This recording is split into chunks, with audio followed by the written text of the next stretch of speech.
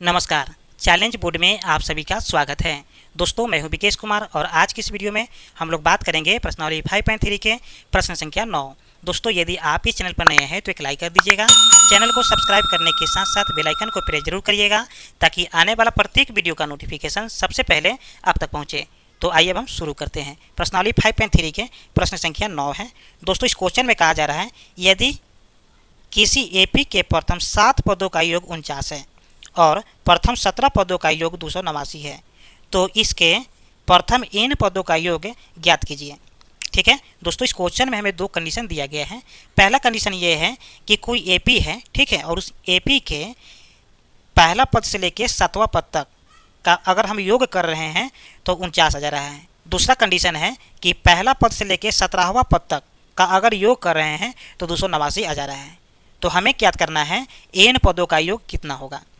ठीक है, तो बहुत ही सिंपल क्वेश्चन है और इसी प्रकार के क्वेश्चन एग्जाम में पूछा भी जाता है, इसलिए आप इस वीडियो के लास्ट तक बने रहिएगा और ध्यान दीजिएगा कि प्रश्नावली 5.1 से लेके 5.3 तक का सॉल्यूशन मैंने पिछले वीडियो में ही कर दिया है। यदि आप नहीं देखे हैं तो इस वीडियो के डिस्क्रिप्शन में मैंने लिंक दे रखा है, आप वहां से जाकर सारे वीडियो को देख सकते हैं। तो आइए अब हम शुरू करते हैं। बहुत ही ईजी है। एक्सरसाइज 5.3 है और प्रश्न संख्या यानी कि क्वेश्चन नंबर 9 है। देखिए, सबसे पहले यहाँ पर हम लिखेंगे दिया गया है, दिया गया है। देखिए क्या दिया गया है, तो यहाँ पर हमें दिया गया है S7 का मान 49 है। ठीक है, कितना है, S7 का मान 49 है। फिर S17 का मान 289 है। स्पष्ट है, लेकिन यहाँ पर n बराबर 7 मान सकते हैं और यहाँ भी n बराबर 17 मान सकते हैं। ठीक है, लेकिन यहाँ पर हमें a और d का मान नहीं दिया है तो हम उसे भी मान लेंगे। ठीक है, तो यहाँ पर हम लिखेंगे कि माना कि पहला पद a1 तथा सार्व अंतर d है। ठीक है, ऐसा हमने मान लिया है कि पहला पद a1 है और सार्वंतर d है। ठीक है, तो पहले क्या करेंगे कि S7 के आधार पर हम फार्मूला लगाएंगे, फिर S17 के आधार पर हम फार्मूला लगाएंगे और दोनों का समीकरण 2 आएगा, उसको सोल्व करेंगे तो a और d का मान आ जाएगा। वहां से हम क्या करेंगे, n पदों का योग निकाल सकते हैं। ठीक है, तो यहाँ पर लिखेंगे कि S7 बराबर, इसका फार्मूला होता है n/2 into 2a plus n-1 into d। ठीक है, ये S7 का फार्मूला है, यानी कि Sn का फार्मूला है। अब यहाँ पर वैल्यू को पुट कर देंगे, यानी कि S7 का मान हमें दिया है 49, तो यहाँ पर लिख देंगे 49 और n का मान है 7, तो 7/2 हो गया। फिर यहाँ पर 2a हो जाएगा प्लस n का मान 7 है माइनस 1 और d का मान हमें नहीं दिया है तो इसको हम ऐसे ही लिख देंगे। अब इसको सोल्व कर लेते हैं, वैल्यू पुट कर दिए हैं तो यहाँ पर हो जाएगा 49 बराबर 7/2 और 2a प्लस 7 में से 1 जाएगा तो 6 हो जाएगा और d से जब गुना करेंगे तो 6d हो गया। यहाँ से क्या करेंगे, 2 कॉमन ले लेंगे। ठीक है, यानी कि 49 बराबर 7/2 गुने 2 कॉमन ले लिए। अब यहाँ बच जाएगा a प्लस 3d, 2 से 2 कैंसिल हो गया तो यहाँ पर क्या बच जाएगा, देखिए 49 बराबर 7 फिर a प्लस 3d। देखिए 7 से 49 कटेगा 7 बार में, हम यहीं पर काट दिए हैं। तो आप फाइनली यहाँ पर लिख सकते हैं a प्लस 3d बराबर 7। ठीक है, ये मेरा हो गया पहला समीकरण। ठीक है, चलिए अब हम काम करेंगे S17 के लिए। तो यहाँ पर लिखेंगे कि S17 बराबर n/2 into 2a plus n-1 into d। अब यहाँ भी क्या करेंगे, वैल्यू को पुट कर देंगे, यानी कि S17 का मान है 289 बराबर n का मान यहाँ पर आ जाएगा 17 बट्टा में हो जाएगा 2 और 2a प्लस n का मान है 17, तो यहाँ पर लिखेंगे 17 माइनस 1 और d का मान नहीं दिया है तो इसको ऐसे ही लिख देंगे। ठीक है, यहाँ पर हो जाएगा 2 8 9 की 289 बराबर 17/2 और यहाँ पर हो जाएगा 2a प्लस 17 में से 1 गया तो यहाँ हो जाएगा 16 और d से गुना करेंगे तो 16d हो जाएगा।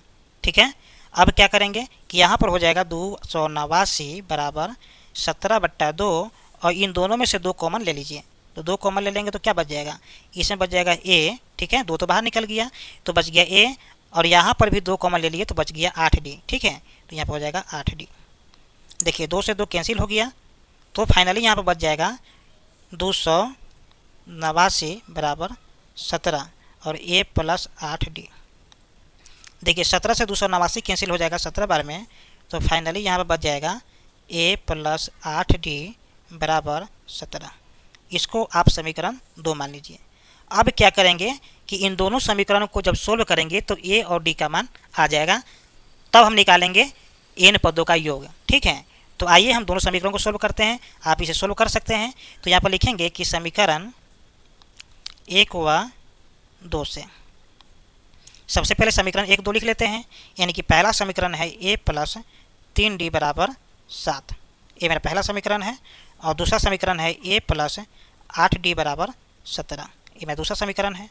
देखिए दोनों को हम सोल्व कर रहे हैं, यानी कि यहाँ पर लिखेंगे घटाने पर, देखिए यहाँ पर हो जाएगा माइनस माइनस माइनस कट गया, यानी कि यहाँ पर हो जाएगा -5d, क्योंकि 3d प्लस में है और 8d माइनस में है, तो घटेगा तो 5d आ जाएगा, ठीक है। और यहाँ पर आ जाएगा 17 माइनस में है और 7 प्लस में है, तो माइनस में 10 आ जाएगा, माइनस से माइनस कैंसिल हो गया और 5 से 10 कैंसिल हो गया, 5 दूना 10, तो फाइनली यहाँ पर d बराबर हो जाएगा 2, ठीक है। देखिए आप समीकरण 1 या समीकरण 2 में जैसे ही d के मान रखेंगे तो आपको a का मान आ जाएगा, ठीक है। आप समीकरण 1 या समीकरण 2 में रख सकते हैं, हम यहाँ पर समीकरण 1 में रखने जा रहे हैं। यहाँ पर लिखेंगे कि समीकरण 1 में d का मान रखने पर, कहाँ रखेंगे, समीकरण 1 में। तो सबसे पहले हम समीकरण 1 को लिख लेते हैं, यानी कि a प्लस 3d बराबर 7, यहाँ पर d के मान रखेंगे 2, ठीक है। तो यहाँ पर हो जाएगा a प्लस 3 गुने 2 बराबर 7, यहाँ पर आ जाएगा a प्लस 6 बराबर 7। देखिए 6 प्लस में है तो बराबर किस साइड में जाएगा, तो माइनस में हो जाएगा, यानी कि a बराबर 7 माइनस 6 हो जाएगा, तो यहाँ पर फाइनली आ जाएगा a बराबर 1, ठीक है। चलिए हमें यहाँ पर d का मान 2 और a का मान 1 आ चुका है, हमें ज्ञात करना है n पदों का योग, ठीक है। तो यहाँ पर आप फार्मूला लगाएंगे n पदों के लिए, ठीक है। तो यहाँ पर लिखेंगे Sn बराबर n/2 into 2a plus n-1 into d, ठीक है। Sn का मान कितना है, तो इसको ऐसे ही लिख देंगे, और n का भी मान हमारे पास नहीं है तो n/2 कर देंगे और 2 गुने a। देखिए a का मान क्या है, तो a का मान हमारे पास में आया था 1, ठीक है। तो यहाँ पर 1 हो गया प्लस n-1 हो गया, और d का मान 2 है तो यहाँ पर 2 लिख देंगे, ठीक है। देखिए Sn बराबर हो जाएगा n/2, 2 में गुना करेंगे 1 से तो यहाँ पर हो जाएगा 2, प्लस n में गुना करेंगे 2 से तो यहाँ पर आ जाएगा 2n, और माइनस 2 में गुना करेंगे 1 से तो यहाँ पर हो जाएगा 2। देखिए 2 प्लस में है 2 माइनस में है, दोनों को कैंसिल कर सकते हैं, तो फाइनली यहाँ पर आ जाएगा Sn बराबर n/2 गुने 2n। देखिए 2 से 2 कैंसिल हो गया, तो फाइनली यहाँ पर बच जाएगा n गुने n। मतलब ये हुआ कि n पदों का योग बराबर हो जाएगा n स्क्वायर, क्योंकि n में गुना करेंगे n से तो क्या हो गया, n स्क्वायर हो गया, तो ये हो गया मेरा फाइनल आंसर, ठीक है। तो उम्मीद करते हैं कि ये वीडियो आपको समझ में आ गया होगा। फिर मिलते हैं एक और नए वीडियो में, तब तक के लिए जय हिंद।